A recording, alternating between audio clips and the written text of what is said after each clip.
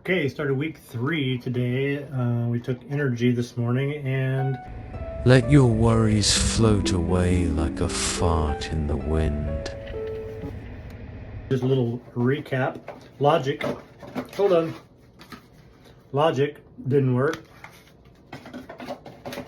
Started with clarity. I had so much hope. And I want to tell you, I went into this with a positive attitude, went into it with a belief that this would work. And so theoretically, even a placebo should have done something, but even clarity gave me zero clarity. I got lost on the freeway. My wife and I were driving and couldn't remember what road we were on. I mean, a bazillion measurements that I take and go upstairs and forget them and have to go back down. Zero clarity, okay? So logic, I don't even know what that did. It didn't do jack. So we're on energy, and so far it's doing nothing. So far, complete waste of money.